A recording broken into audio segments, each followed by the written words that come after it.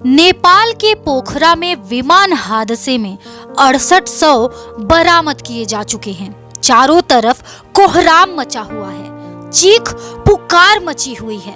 आपको बता दें कि विमान जैसे ही क्रैश हुआ उसके ठीक बाद शवों की लाइनें लग चुकी हैं। ये आंकड़ा लगातार बढ़ता गया, पहले 38, 40, 60 और उसके बाद 68 लाशें जब वहां से निकली तो हर किसी का दिल दहल उठा। आपको बता दें, नेपाल सरकार अलर्ट मोड पर है, इमरजेंसी मीटिंग बुलाई गई है। ये पहली बार नहीं हुआ है जब नेपाल में कोई प्लेन इस तरह से क्रैश हुआ हो। इससे पहले भी यहाँ कई तरह की घटनाएं हो चुकी हैं। आपको बता दें कि पिछले 70 सालों में यहाँ कई सारे हवाई दुर्घटनाएं हो चुकी हैं, लेकिन इस दुर्घटना ने तो सभी का दिल हिलाकर रख दिया है। आखिर कौन है जिम्मेदार 68 मौतों का? ये है सबसे बड़ा सवाल। बीते 70 सालों में नेपाल में छिन्नमय हवाई दुर्घटना और इनमें से 95% मामलों में अब तक ये नहीं बताया गया कि दुर्घटना की वजह क्या थी। बस इतना कहा गया कि टेक्निकल फॉल्ट के समस्या के वजह से हवाई दुर्घटना हुई।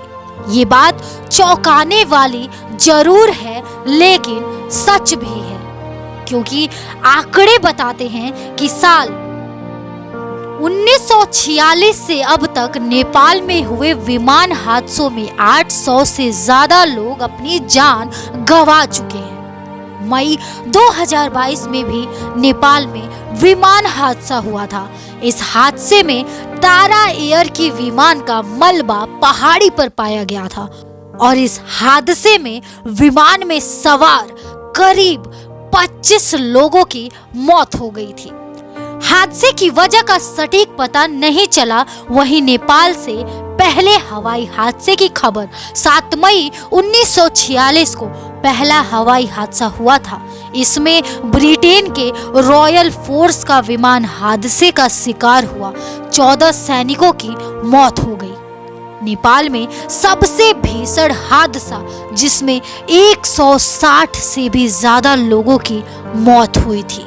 ये है 1992 का वो दौर जहां पर सबसे खतरनाक हादसा हुआ था।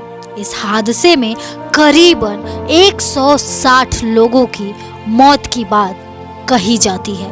ऐसे में ये सवाल उठता है कि हर बार नेपाल में ही जब विमान हादसा होता है तो कहा जाता है टेक्निकल समस्या की वजह से ऐसा हुआ, लेकिन खुलकर कोई क्यों नहीं बता पाता कि इसमें किसकी लापरवाही थी, इसके जिम्मेदारों को क्या सजा दी गई थी।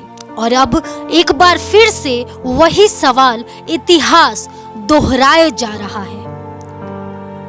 वही सवाल कि आखिरकार कौन है 68 मौतों का जिम्मेदार?